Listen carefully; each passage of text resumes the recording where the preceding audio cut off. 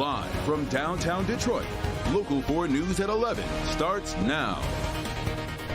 UAW President Shawn Fain hints at a new deadline facing the big three Detroit automakers. This as former President Donald Trump speaks at a non-union auto parts company in Clinton Township.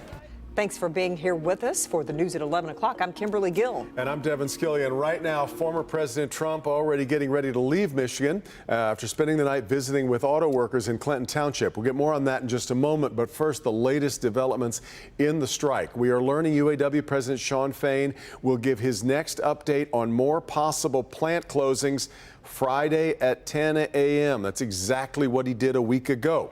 General Motors was set to meet with the UAW today, but progress has seemed slow, possibly prompting that new deadline from Fain. The strike against General Motors, Ford, and Stellantis now in its 13th day.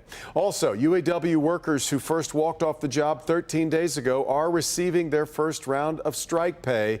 That's $500 a week. All right, former President Trump skipped out on tonight's GOP debate, the second of those, to be in Metro Detroit instead. He paid a visit to Drake Enterprises, which is a non-union auto parts company in Clinton Township.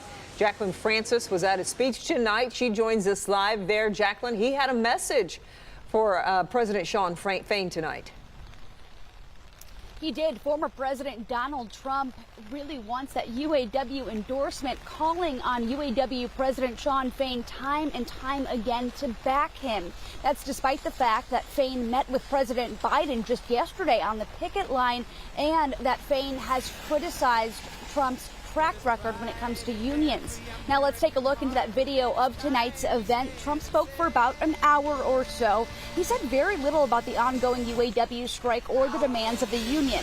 Instead, he focused on bashing the Biden administration while highlighting his own policies while in office. When it came to the auto industry, Trump repeatedly knocked the EV push, promising to get rid of the electric vehicle mandate if elected. Take a listen to some of what he had to say. Here in Michigan and across the country tonight, there are countless thousands of auto workers and skilled tradesmen worried about the future and what the future holds for themselves and for their incredible families. Biden's mandate isn't a government regulation. It's a government assassination of your jobs and of your industry. The auto industry is being assassinated. And it makes no difference what you get. I don't care what you get in the next 2 weeks or 3 weeks or 5 weeks.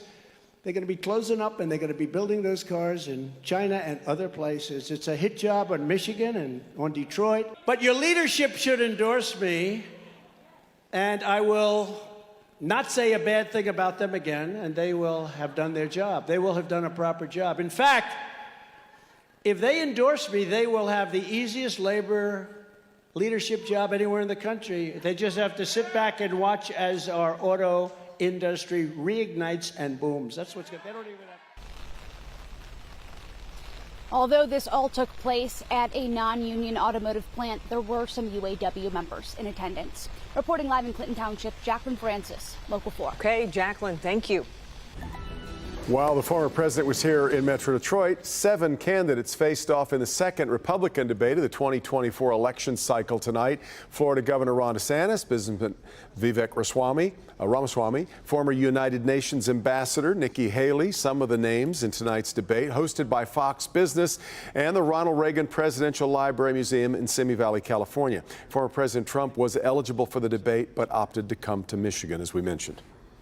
A 19-year-old woman from Grosse Pointe was killed last weekend after an alleged drunk driver ran a red light and crashed into her. It happened near the campus of Southern Methodist University in Texas, where she was a student. Victor Williams joins us live tonight. And Victor, you have the affidavit that details this accident.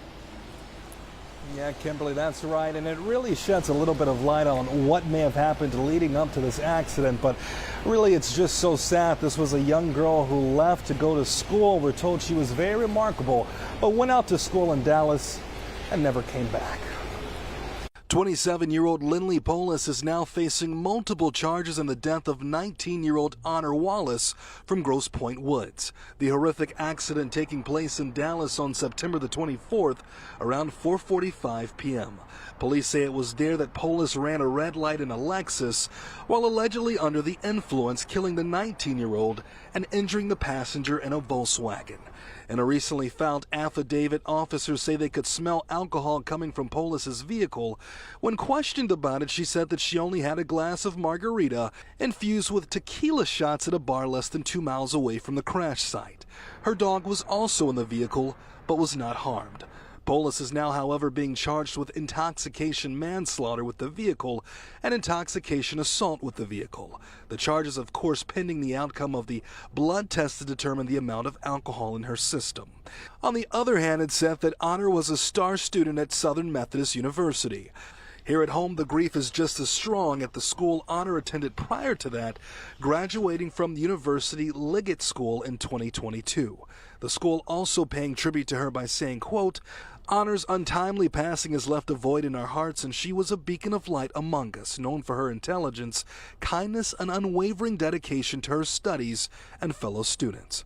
Her absence will be deeply felt by all who have the privilege of knowing her." And tomorrow at University Liggett School, there is going to be a vigil for Honor at 8 p.m. Anyone who knew her, as well as family and friends, they are asked to come out and pay their respects to her. And just to make matters worse, we're told that she has a little sister that now has to finish out her time at the school, graduating in 2024. So it's just a horrible situation all the way together. But we, of course, will keep everyone updated on the person's charges and where they're going to be facing as far as the legal process moving forward. Victor Williams. Absolutely heartbreaking. Okay, Victor, thank you. Well, Mel Tucker is now officially out as the head football coach at Michigan State University. In a letter to Tucker today, the university terminated his employment contract. The letter cited the public disrespect, contempt, and ridicule that he brought upon the university among the reasons for his termination. Tucker was served with a notice of the university's intent back on September 18th. He maintains a disputed phone call with the victim was consensual and part of a personal relationship. But the termination letter says it's decidedly unprofessional and unethical to flirt or make sexual comments while on the phone with a university vendor.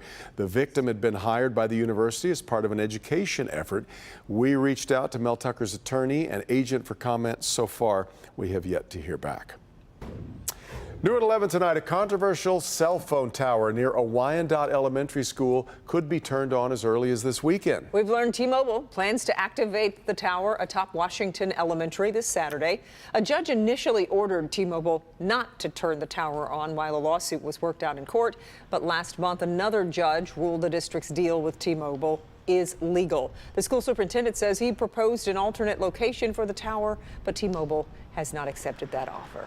Power is back on at the building that partially collapsed in Eastern Market. Engineers and contractors have the all clear now to get inside to get the repairs started. Of course, when the collapse happened at the Bene Building back on September 16th, the city's original demolition order drew a lot of controversy, with many believing that the city was moving to demolish the 130-year-old structure far too quickly. The Michigan Supreme Court orders all judges to address people in court by the pronouns they use or by other respectful means. The rule, I should say, allows attorneys and parties to list their preferred salutations and personal pronouns on court records. Critics cite religious reasons for not wanting to address someone by a pronoun they use, but the rule will allow judges to avoid pronouns and refer to someone by their role in the case, such as attorney or plaintiff, followed by a last name. The rule goes into effect January 1st. A rainy night in the city kind of messed up one of the Tigers' final games here as we wind up the season. Yeah, let's get over to Kim, see how the morning's shaping up too, Kim. Well, you know, it only takes a little bit of water on the roads to kind of slow things down. So I would not hit the snooze button tomorrow. In fact, I'd set that alarm just a little bit early because we are getting some fairly heavy rain now, and we'll still have a little bit of rain even by that morning commute. So exact track 40 radar picking up a couple of heavy showers right now in Plymouth, right along 275, also over to M14, and then Livonia getting a shower. You see the yellows and even some red there, indicating some very heavy rainfall. Downtown Detroit also getting a pocket of heavy rain and into Hamtramck.